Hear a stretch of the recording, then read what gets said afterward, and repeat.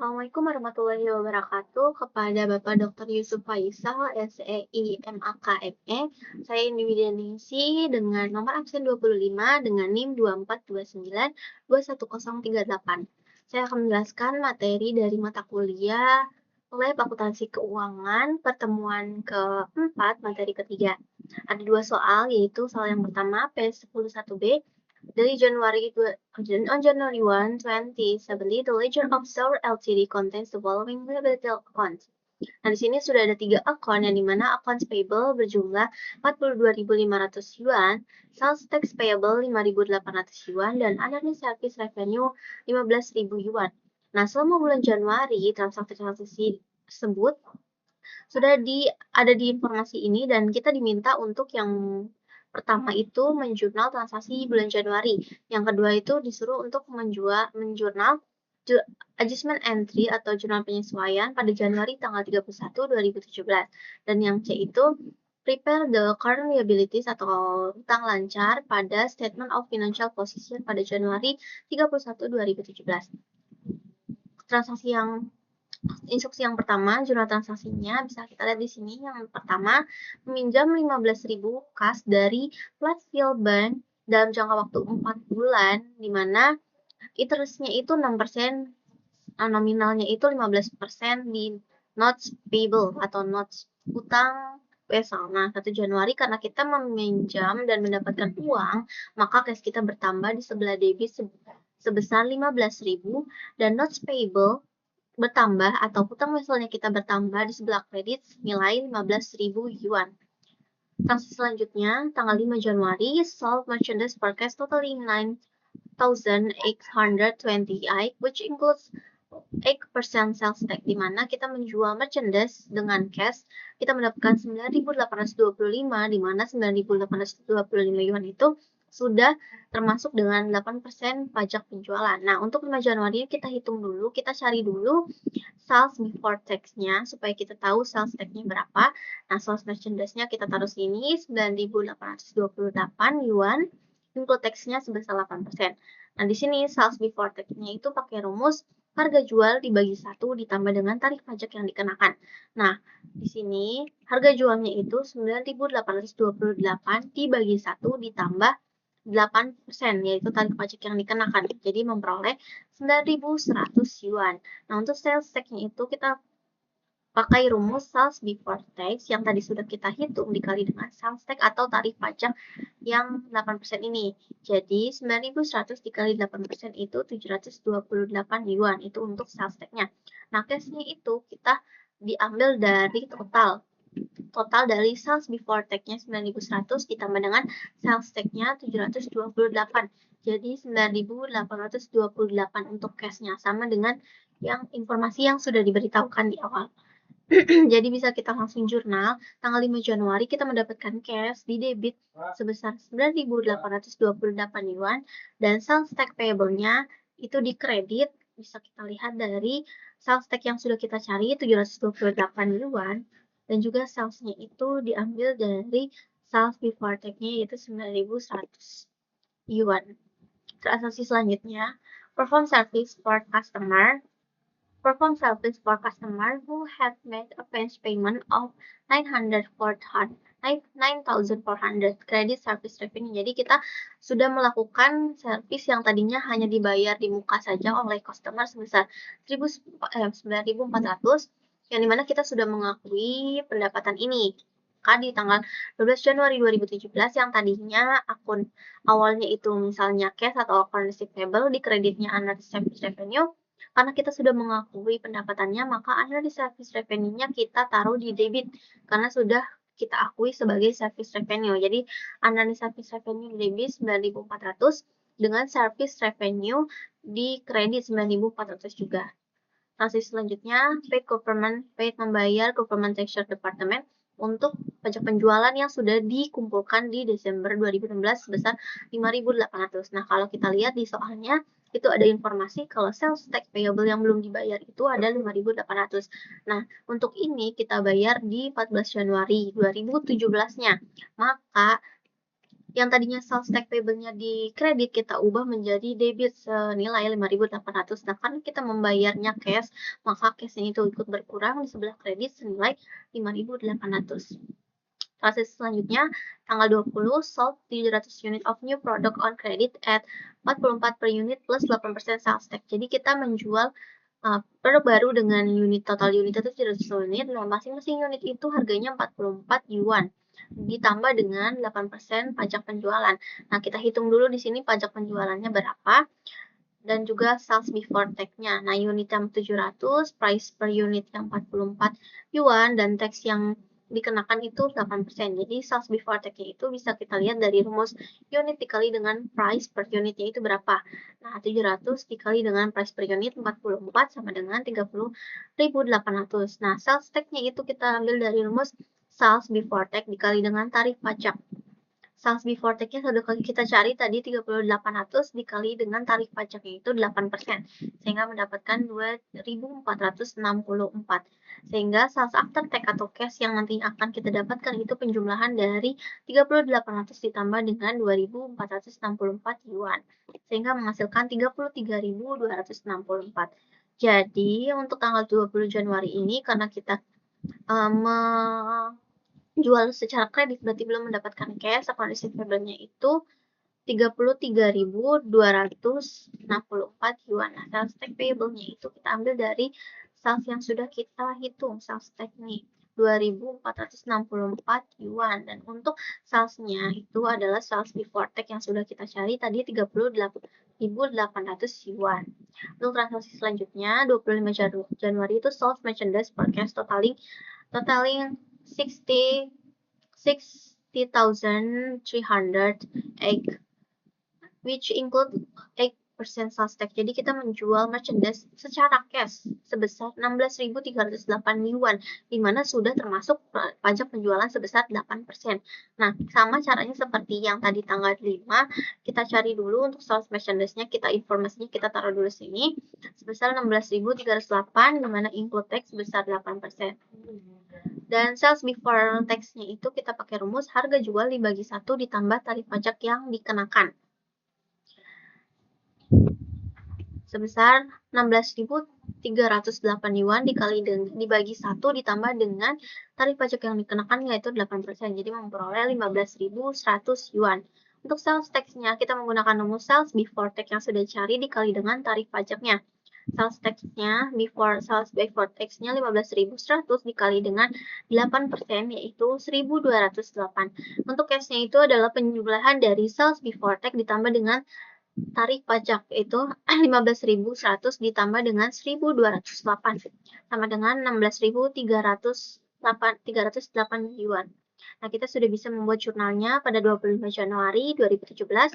Cash-nya itu tadi penambahan dari sales before tax dan sales tax-nya yaitu 16.308.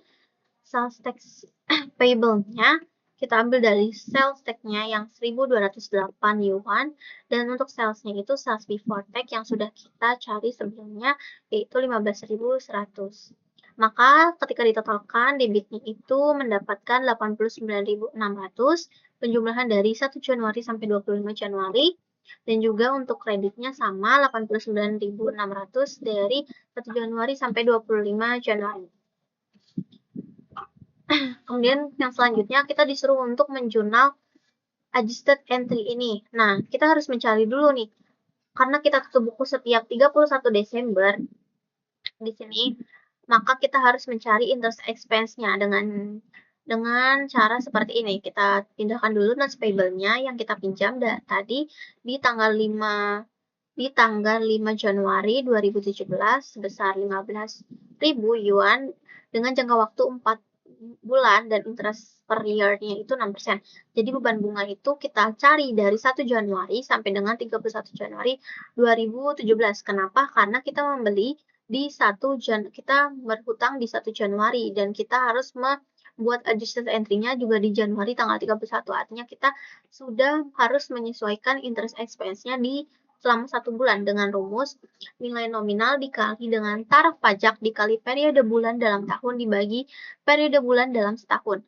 Nah, di sini nilai nominalnya 15.000 dikali dengan tarif pajaknya 6% dikali dengan periode bulannya 1 bulan, sudah tercatat di sini dibagi dengan 12 bulan.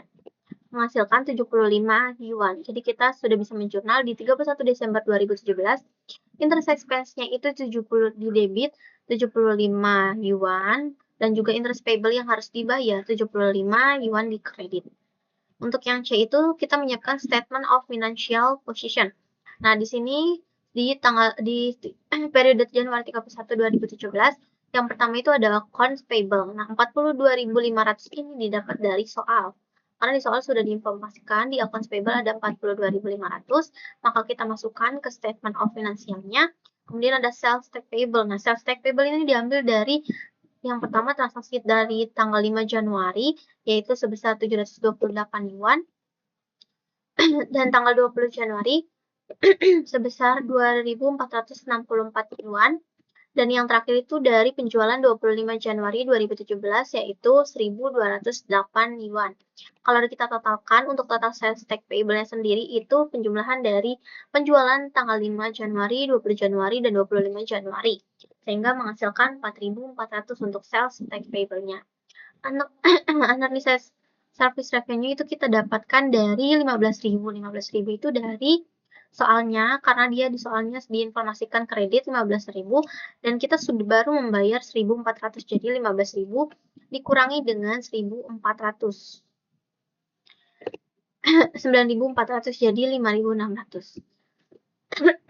Untuk notes payable-nya sendiri, ini kita ambil dari tadi transaksi 1 Januari karena kita berhutang, maka notes payable-nya bertambah di kredit sebesar 15.000 dan interest payable-nya ini adalah bunga yang masih harus kita bayarkan, yaitu tadi kita sudah mencatat di 31 Desember 2017 sebesar 75 yuan.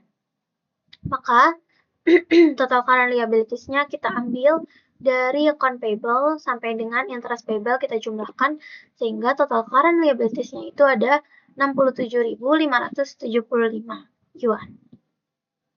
Kemudian untuk soal yang kedua, P10-2B, on June 1, 1917, where SA is worth 1.400, 1.200, dia tuh jadi menerbitkan bonds gitu, bonds payable senilai 1.200.000 euro dengan interestnya itu 8% dan jangka waktunya 5 tahun. Maka ini masuk ke dalam long term liabilities. Nah, di bonds itu dicatat pada Juni 1, 2017 dan membayar bunganya itu setiap 1 Juni. Sini kita rangkum bonds payable-nya atau obligasi yang diterbitkannya itu senilai 1.200.000 euro dengan interest 8% per year dan dalam jangka waktu 5 tahun. Nah, membayar bunganya itu setiap 1 Juni dan juga pembuatan laporan keuangan itu setiap 31 Desember atau tutup bukunya setiap 31 Desember. Nah, yang pertama itu disuruh untuk menjurnal entry untuk merecord bonds yang diterbitkan. Nah, di sini karena kita menerbitkan bonds yang dimana kita mendapatkan uang, yaitu cash di debit sebesar 1.200.000 euro, dan kita menambah bonds payable atau utang obligasi di kredit senilai 1.200.000. Dengan total 1.200.000 di debit dan juga 1.200.000 di kredit. Nah, untuk yang B, disuruh untuk menyiapkan adjusted entry untuk merecord beban bunga pada Desember 31, 2017. Nah, karena tadi setiap bunga itu dibayar pada setiap 1 Juni dan pembuatan laporan keuangan setiap 31 Desember, maka pada 1 Juni sampai dengan 31 Desember 2017, selama 7 bulan itu kita harus mengadjust beban bunganya dengan rumus nilai nominal obligasi dikali dengan tingkat bunga dikali jumlah bulan dalam periode dibagi dengan jumlah bulan dalam setahun. Dari 1 Juni 2017 diterbitkannya sampai dengan tutup buku 31 Desember 2017 mendapatkan jangka waktu 7 bulan yang harus kita cari interestnya. Jadi rumusnya itu nilai nominal obligasinya dari 1.200.000 dikali 8% dari interestnya dikali dengan jumlah bulan dalam periode 7 bulan dibagi dengan 12 menghasilkan 56.000 euro. Maka kita bisa membuat jurnalnya di 31 Desember 2017, yaitu interest expense di debit sebesar 56.000 euro dan interest payable-nya yang masih harus dibayar di kredit sebesar 56.000 euro. Untuk yang C itu Statement of Financial Position, yaitu menyiapkan laporan posisi keuangan di Desember 31, 2017. Current liabilities-nya itu ada interest payable yang masih harus kita bayar tadi 56.000, diambil dari sini. Untuk total current liabilities itu hanya dari interest payable, jadi cuma ada 56.000. Untuk long term liabilities-nya, bonds payable-nya itu ada 1.200.000 dari penerbitan yang tadi kita jurnal.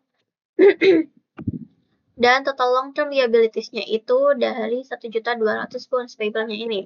Maka total liabilities-nya bisa kita hitung penjumlahan dari total current liabilities 56.000 ditambah dengan total long term liabilities 1.200.000, sehingga menghasilkan 1.256.000.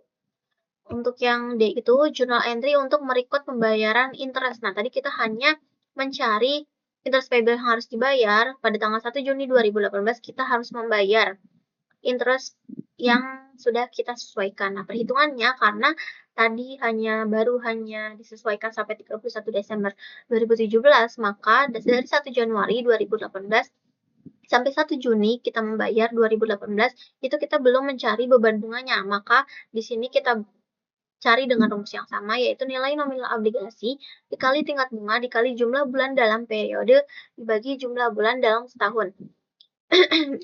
Nilai nominal obligasinya masih sama, yaitu 1.200.000 euro dikali dengan 8% dikali dengan jumlah bulannya 5 bulan dari 1 Januari sampai 1 Juni dibagi dengan 12 bulan, sehingga menghasilkan 40.000 euro. Untuk 1 Juni 2018, interest expense debit 40.000, dan juga interest payable kita ambil dari interest payable yang sudah kita sesuaikan sebelumnya yang masih harus dibayar, yaitu 56.000, dan juga cash-nya itu penambahan dari interest expense 40.000 ditambah dengan interest payable 56.000, sehingga menghasilkan 96.000.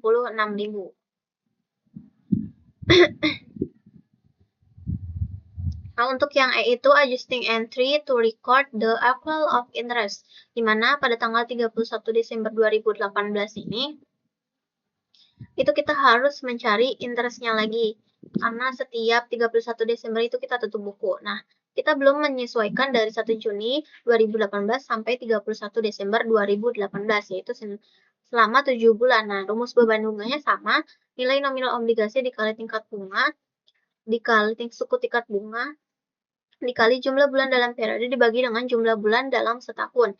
Nah, di sini nilai nominal obligasinya masih sama, 1.200.000 dikali dengan interestnya 8%, dikali dengan jumlah bulan dalam periode, ya 7 jumlah bulan yang disesuaikan 7 bulan dibagi dengan jumlah bulan dalam setahun 12 bulan, sehingga menghasilkan 56.000 euro. Nah, untuk 31 Desember 2018, jurnal itu interest expense di debit sebesar 56.000 euro, dan interest payable-nya di kredit 56.000 euro yang masih harus dibayarkan. Yang F itu merecord the payment of interest and redemption of the bonds, di mana tanggal 1 Juni itu kita di soalnya diasumsikan bahwa di 1 Januari 2019 Weller itu membayar accrued interest dan juga bonds dengan harga tebusnya itu 102%, di mana di sini kita diminta untuk merecord pembayaran bunga dan juga penebusan obligasinya. Nah, di sini harga tebusnya 102% dari di atas nilai bonds payable-nya 1.200.000. Dan harga tebusnya itu kita mempunyai rumus, yaitu harga tebusnya. Untuk mencari harga tebusnya itu harga tebus dikali dengan nilai nominal. Nah, harga tebus ini dari tarif persenannya, yaitu 102% dikali dengan 1.200.000 dari bonds payable, sehingga menghasilkan 1.224.000. Nah, kerugiannya kita harus melihat apakah berapa kerugian yang kita harus keluarkan, karena harga tebus di sini tuh 102% itu di atas dari bonds payable-nya. Maka kita harus mencari kerugiannya dengan rumus harga tebus dikurangi dengan nilai nominal. Harga tebusnya sudah dicari tadi 1.224.000 dikurangi dengan nilai nominalnya itu 1.200.000, maka kita memperoleh kerugian sebesar 24.000 euro. Maka kita bisa langsung menjurnal di 1 Juni 2018, interest payable-nya yaitu didapat tadi yang masih harus dibayar, yaitu sebesar 56.000. Bonds payable-nya itu kita dapat dari nilai nominalnya 1.200.000 euro dan less loss atau kerugian dari penebusan obligasinya yang udah kita cari tadi 24.000. Sehingga cashnya itu penjumlahan dari interest payable-nya 56.000, bonds payable 1.200.000, dan juga cashnya 24.000 sehingga menghasilkan 1.280.000. Nah, debitnya menghasilkan 1.280.000 dijumlah, dan kredit juga sama di penjumlahan dari cashnya yaitu 1.280.000. Sehingga untuk pertanyaan nomor 2 juga sudah terjawab. Sekian penjelasan video dari saya mengenai materi pertemuan keempat, materi ketiga. Nah, lebih kurangnya mohon maaf. Wabillahi taufiq wal hidayah. Wassalamualaikum warahmatullahi wabarakatuh.